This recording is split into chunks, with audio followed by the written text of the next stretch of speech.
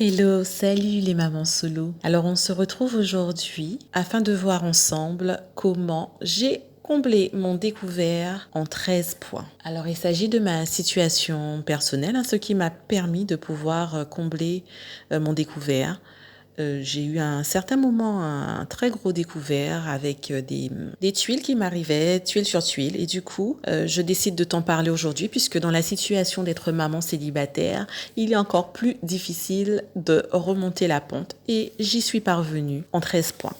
Alors déjà, bienvenue sur cette chaîne, je suis Leslie. Et si je suis ici, c'est parce qu'il me tient à cœur d'aider, de partager avec les mamans solo comme moi. J'ai l'intime conviction que cette étape de vie est un tremplin, peut servir de tremplin à travers 3 piliers que sont les finances, le bien-être et les enfants, et que notre communauté va pouvoir se réaliser et s'épanouir à travers ceci. Alors si tu veux faire partie de cette communauté, je t'invite vivement à t'abonner à cette chaîne et activer la cloche pour être informé des prochaines vidéos. Comment j'ai comblé mon découvert?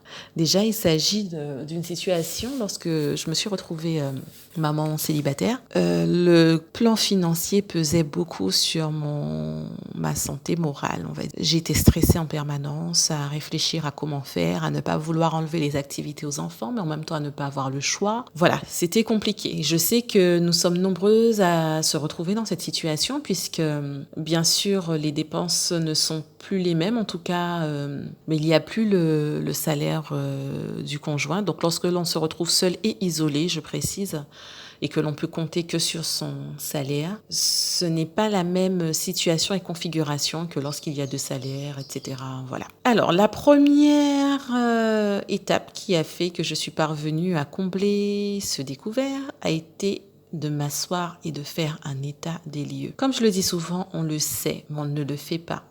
Et comme beaucoup, j'ai fait l'autruche. Je ne faisais pas mes comptes.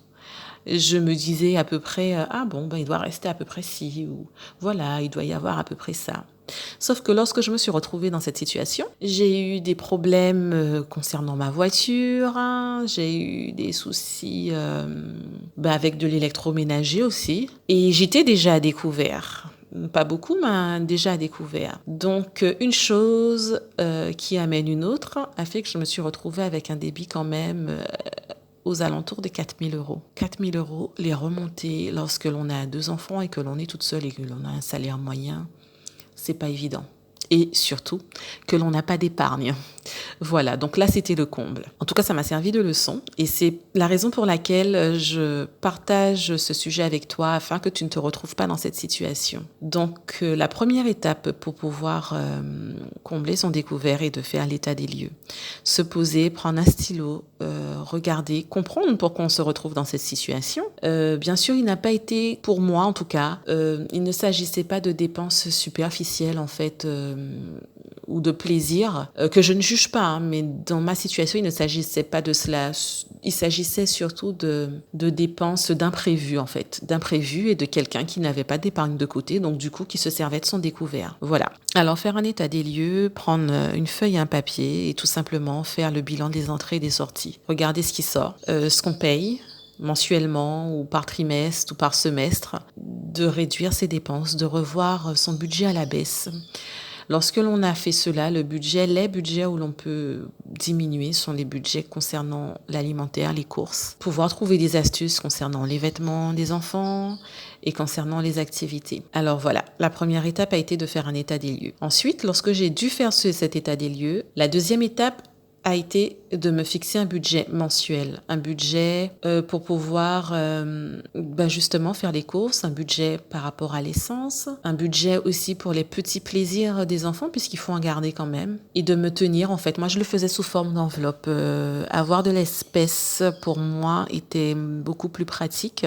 Maintenant je ne fonctionne plus forcément comme ça, mais à ce moment-là c'est ce qui m'a aidé. Avoir une enveloppe pour les courses et avoir une enveloppe pour les petites sorties ou activités et avoir une enveloppe pour l'essence. Du coup, je devais me tenir à ces enveloppes. Il n'était pas question d'aller chercher autre part. Et voilà, sur le compte, il y avait les prélèvements qui se faisaient mensuellement. Et cela m'a permis de ne pas dépasser ces budgets et de pouvoir petit à petit remonter la pente. La troisième étape est aussi de tenir un budget à l'année. Calculer à l'année permet de se rendre compte efficacement, j'ai envie de dire, de ce que l'on dépense. Par exemple, avoir un forfait et pouvoir faire valoir la concurrence et faire un calcul à l'année, puisque parfois on a l'impression, c'est 5 euros, c'est 10 euros, c'est rien.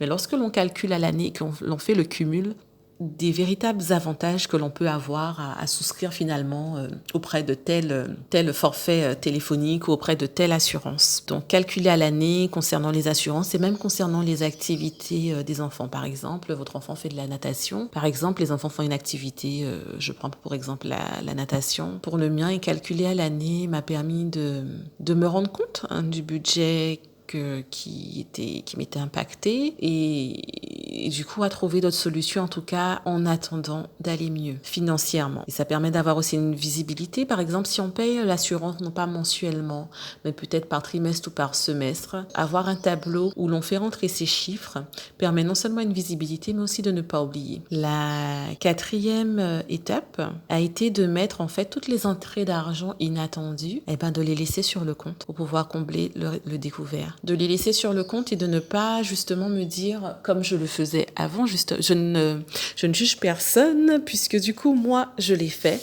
Lorsque j'avais une entrée d'argent imprévue, une prime ou un dû d'un certain organisme qui finalement me rembourse une partie, voilà. J'avais tendance, moi, à prendre cet argent comptant pour plaisir. Allez, j'ai cette somme qui est rentrée, je vais me faire plaisir, cela fait un moment que je veux telle paire de chaussures ou tel parfum, ou voilà. Et j'y allais, ou les enfants voulaient tel article, tel cadeau, allez, je leur fais plaisir. Eh bien non, là, il a fallu que je change cette façon de fonctionner et que les entrées d'argent imprévues, que je n'y touche pas, tout simplement. La cinquième étape a été de faire une liste de courses. Alors, comme je le disais tout à l'heure, faire des enveloppes a été pour moi salutaire. Et par rapport justement à cette enveloppe d'espèces concernant mes courses mensuelles, il s'agissait aussi de faire des listes. Faire une liste des courses, ce que je ne faisais pas aussi auparavant. Je faisais une liste comme ça, mais il y avait toujours des articles en plus parce qu'il y avait telle ou telle promotion ou parce que cela aurait fait plaisir à mon grand ou parce que voilà. Alors bien sûr, on peut toujours le faire, mais lorsque l'on est dans une situation où l'on doit remonter la pente, il faut être rigoureux et arrêter en fait de prendre des articles un peu comme ça à gauche à droite. Alors avoir une liste, faire une liste et faire l'état des lieux, des placards, du réfrigérateur permet de ne pas surconsommer et d'être au plus juste. Alors c'est ce qui m'a permis, jusqu'à maintenant de toute façon, ce que je cite là, ce sont des choses que je continue de faire parce que du coup cela m'a permis aussi d'épargner par la suite. La sixième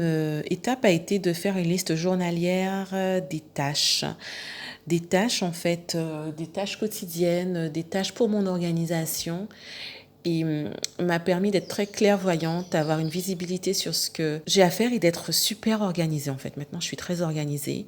Je ne l'étais pas. C'était un peu plus brouillon et forcément, cela impactait mes finances. La septième étape a été de faire un inventaire sur ce que j'avais concernant mes vêtements, concernant les jouets des enfants, concernant les livres des enfants, des inventaires pour tout, concernant le réfrigérateur, concernant les placards, et de cet inventaire, voir ce que j'ai pu vendre, ce que j'ai pu donner. Alors moi, je donne beaucoup plus que je ne vends, et là, il y a des articles que j'ai pu vendre, même si c'était pas cher, ça m'a permis de récupérer un peu de sous. Par contre, maintenant, ce que je peux donner, ce que j'aurais peut-être vendu, maintenant, je donne systématiquement. Pourquoi je donne, je ferai une vidéo aussi là-dessus si cela t'intéresse. Je suis quelqu'un qui reçoit beaucoup aussi et j'estime que comme je reçois, je dois donner et partager. Et ça me fait plaisir en plus de pouvoir donner lorsque quelqu'un en a besoin. Alors après, chacun fait comme il veut, mais moi c'est ma façon à moi. Alors, je parlais justement d'inventaire et de libérer de la place et de vendre certains articles et de donner certains articles. Et un inventaire aussi pour pouvoir justement gérer au mieux les finances. Le 8e point qui a fait que j'ai pu combler, en tout cas qui participe à recouvrir mon découvert, a été de me réconcilier avec l'argent. Je souris en disant ça puisque inconsciemment, j'avais un rapport à l'argent qui ne m'était pas favorable en fait. Cela aussi fait partie d'une éducation, de choses que l'on a entendues toute sa vie, de croyances limitantes que l'on a et qui fait que finalement, on se retrouve dans des situations parfois catastrophiques, mais tout simplement parce que l'on a aussi des croyances négatives qui attirent le négatif. Donc, remettre en place mes idées, travailler ce rapport avec l'argent a aussi contribué à remonter la pente concernant ce découvert. Ceci aussi fera l'objet d'une vidéo si cela t'intéresse. Tu me feras un petit commentaire et tu me dis. Alors, on en est, je crois, à la 9e,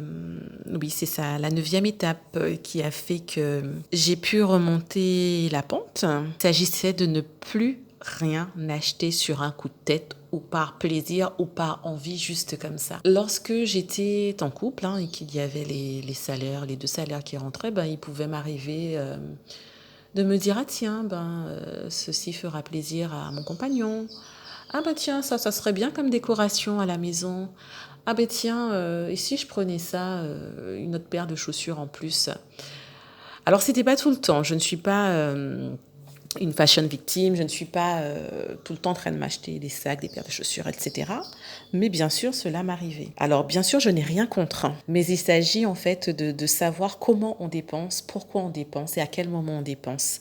Et c'est ce qui a changé dans ma stratégie, c'est-à-dire de ne plus le faire comme ça. On se fait plaisir, mais plus n'importe comment. Et revoir cet aspect a contribué aussi à ne pas faire des dépenses comme ça impromptues et à faire que mon découvert, petit à petit, s'est amélioré. Le 10e point qui a fait que j'ai pu remonter la pente a été de traquer pour les sorties, pour les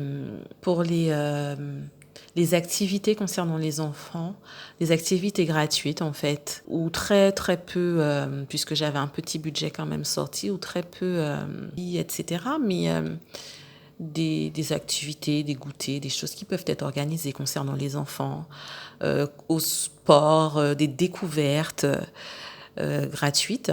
Du coup, je me suis, pendant un certain temps, astreinte à fonctionner ainsi pour pouvoir continuer à faire plaisir aux enfants, à faire autre chose. Et ça permet aussi de découvrir vraiment d'autres choses, des choses auxquelles on n'aurait pas pensé. Il y avait des associations où il y avait des randonnées découvertes, en fait, où quand tu ne fais pas partie de l'association, tu peux venir et partager ce moment avec les enfants. Donc, des petites randonnées faciles, on va dire, et où j'ai pu découvrir des sentiers, des paysages avec les enfants.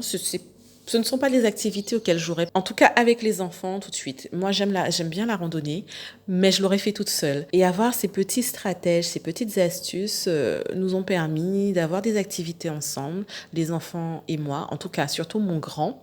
Ma petite, je la portais encore, je la porte encore lorsque l'on fait ce type d'activité. La 11e astuce, il s'agissait coûte que coûte de faire diminuer les forfaits. Et comme je disais, de gagner à l'année. Forfait téléphonique, forfait assurance, revoir ma consommation en eau et en électricité. On a l'impression de faire des petites économies, mais je vous assure qu'en fonctionnant ainsi, on y arrive. La preuve, j'y suis arrivée. Donc, c'est le cumul de toutes ces astuces qui m'a permis de combler mon découvert. Le 12e point, alors qui n'est pas facile, qui n'est pas facile, a été d'arrêter complètement, me concernant, les restaurants avec les amis, les invitations. Je n'ai pas eu le choix. C'est-à-dire que on voudrait continuer à partager un restaurant, à faire des sorties avec les amis. Bien souvent, vous savez, lorsque l'on va au restaurant, le budget, forcément, il est impacté. Personnellement, j'aime bien faire plaisir. Donc, je l'ai expliqué, par contre. En tout cas, à mes quelques amis proches, je n'en ai pas beaucoup. Après, j'ai d'autres amis, mais mes amis très proches, je leur ai expliqué en leur disant, voilà, je ne pourrai pas, je ne veux pas non plus me sentir mal à l'aise par rapport à ça. J'ai été claire et que pendant un certain temps, je ne le ferai pas. puisque lorsqu'en plus je vais au restaurant, j'aime me faire plaisir. Donc, en tout cas pour ma part, d'autres personnes le feraient autrement, mais moi, je n'ai plus voilà, de budget. Le budget plaisir que j'allouais, euh, c'était pour une fois de temps en temps, même pas pour avoir le même train de vie que j'avais un peu juste auparavant. Et avant, on m'aurait dit là, à l'instant, viens, on va manger, etc. Oui, il n'y a pas de souci, je me pose pas de questions. Maintenant, oui, aussi, je peux le faire, mais dans d'autres conditions. C'est-à-dire que j'ai un budget pour ça. Donc, alors qu'avant, je n'avais pas forcément de budget. En tout cas, il n'était pas calculé. Je ne savais pas combien. Peu importe le restaurant, moi, je me faisais plaisir et puis c'est tout. Donc, j'ai mis un holà à cela pendant un certain temps. Alors, bien sûr, cela ne m'a pas empêché de voir mes amis et qu'on fasse autrement, puisque ce sont mes amis. Mais du coup, les budgets alloués à ce type de sortie ou au week-end ensemble, en tout cas, pour moi, ça a été nada pendant un certain temps. Et le dernier point, qui n'est pas des moindres, est tout simplement de se faire confiance et de ne pas baisser les bras. En fait, à un moment, je me suis dit, mais j'y arriverai jamais, puisque entre-temps, lorsque j'étais en train de remonter la pente, il m'est arrivé encore des tuiles, du coup, encore des dépenses. Finalement, le découvert est réimpacté, donc du coup, on a des idées négatives qui reviennent, on se dit on va pas y arriver, etc. Mais finalement, tenant bon, j'ai réussi. Et tout cela, c'est pour te dire que si j'y suis parvenue, tu peux y parvenir. Si tu es dans cette situation d'être à découvert, de ne pas avoir d'épargne, d'avoir un découvert plus ou moins conséquent, que tu peux y arriver en te limitant. Après, chaque personne a une situation différente. Peut-être que tu peux demander à un ami de te prêter. Vaut mieux emprunter auprès d'un membre de la famille ou d'un ami que d'emprunter auprès d'un organisme qui va te prendre, je sais pas moi, 8% d'intérêt. Donc, si ça peut être un temps et que ça peut t'aider. Mais en tout cas, lorsque tu peux, moi, je me dis avec 4 000 euros de découvert, autour des 4 000 euros, j'y suis parvenue. Tu peux y arriver, quel que soit, que tu sois découvert de 1 000 euros, de 500 euros. Et en fait, combler son découvert, il se retrouve à zéro. On se sent de nouveau serein et on a encore plus confiance, en fait. Et finalement, on passe à l'étape suivante, qui est d'épargner. Alors, pendant cette étape ce processus, on va dire cela, puisque ça a pris quand même un peu de temps, ça m'a pris quelques mois, où je m'astreignais à ne pas dépenser, etc., pour pouvoir remonter la pente et ne plus être à découvert. Je mettais très peu, on va dire 20 euros de côté, non pas sur un compte, mais dans une tirelire pour pouvoir penser quand même aux cadeaux des enfants, etc., pour les anniversaires. Et voilà, il s'agit de se fixer cet objectif pour pouvoir passer à une autre étape. En tout cas, c'est la première étape avant de vouloir épargner ou investir, par exemple, dans l'immobilier. Donc, j'espère que ce podcast t'aidera, toi aussi, si tu es dans cette situation, à te dire que c'est possible, à reprendre confiance et à te tenir à un budget et à pouvoir avancer. Tu te sentiras d'autant plus fier. Et comme je le dis, il s'agit d'une étape, d'un passage qui dure quelques temps. Ça peut être quelques semaines, tout dépend du salaire aussi que l'on a. Ça peut être quelques semaines, ça peut être quelques mois. Ça peut prendre aussi beaucoup plus de temps. Mais en tout cas, si tu travailles et que tu te retrouves dans cette situation malencontreuse, tu peux y parvenir. Alors, si tu es concerné par cette situation, que tu es toujours là en train de m'écouter, que tu passes une étape difficile ou pas, je t'invite à mettre un petit pouce afin que ces podcasts puissent aider aussi d'autres mamans qui se retrouvent dans cette situation, donc qu'il y ait plus de visibilité, et aussi à activer la cloche pour pouvoir être informé des prochains podcasts ou des prochaines vidéos